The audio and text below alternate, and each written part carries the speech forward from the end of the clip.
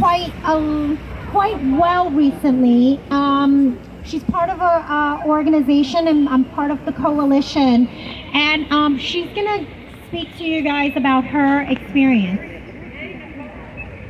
Susan, thank you so much for asking me to come here today and speak. And first of all, another round of applause to these amazing, incredible kids. I hope someday my children are strong enough to speak about what happened to them.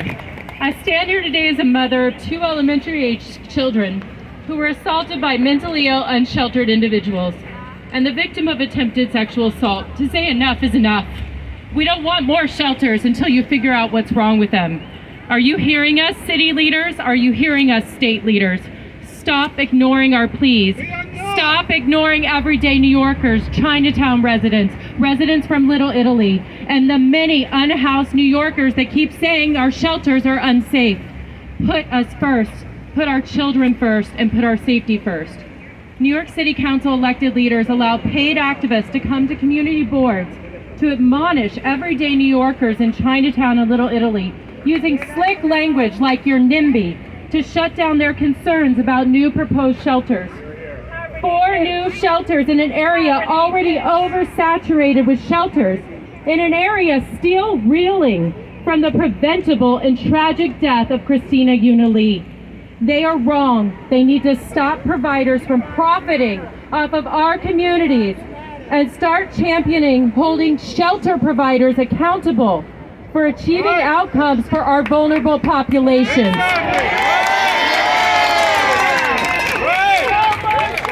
No more shelters. Both of my children were attacked by unhoused individuals who exhibited signs of mental illness and distress, and who I was told were nearby shelter residents, likely put out on the street by yet another unscrupulous shelter provider who put them out all day long. They go unchecked while raking in billions from the city and state. New York State leaders' efforts to rapidly decarcerate have lumped and dumped individuals with serious mental illness, drug addictions, and other serious issues in our shelters, the majority without adequate services or treatment. New York State leaders are willfully ignoring the 4% who suffer from serious mental illness, and shelter providers lack oversight, accountability, and often serve as de facto mental health providers. Sometimes they even double dip, profiting from beds and heads, and separately for the services off-site they provide. Many providers aren't providing on-site services or care.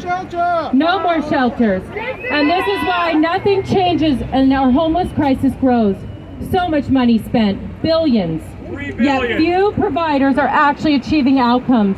As a survivor of attempted sexual assault, while heading home one late night in New York City, I was outraged to learn of the murder of Christina Yuna Lee by another known dangerous and violent individual who went unchecked by an unscrupulous shelter provider. Shelter providers must be accountable for reporting violent individuals inside of their shelters. So no new shelters should be cited until we evaluate the 2,500 currently available apartments that are supposedly specifically for this population and are going unused. No new shelters should open until shelter providers are audited to ensure they are accountable and have the infrastructure and staffing in place to achieve outcomes and keep our communities safe. They must be held accountable for maintaining safe communities free from drugs, crime, and degradation. Currently, they are not accountable for safety issues inside of the shelters. In 2019, a man was murdered in an Upper West Side shelter. There are constant violent assaults at Bellevue Men's Shelter. Why aren't they held accountable by elected leaders when safety is the primary reason cited by the unhoused themselves as the reason they choose the streets over shelters? Why are we building more shelters when vulnerable populations they are meant to serve feel unsafe in them?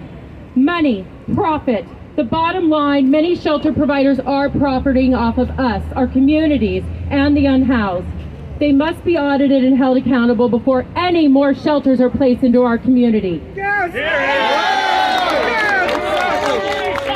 As a survivor of attempted sexual assault, I was lucky. I'm here. I lived, unlike Christina Yuna Lee. But survivors we never forget. I'll never forget his face. I'll never forget his smell. Every time I shut my eyes, the memory of that night won't go away. It will never fade for the Central Park jogger or countless other victims. Countless lewd acts and assaults are happening every day.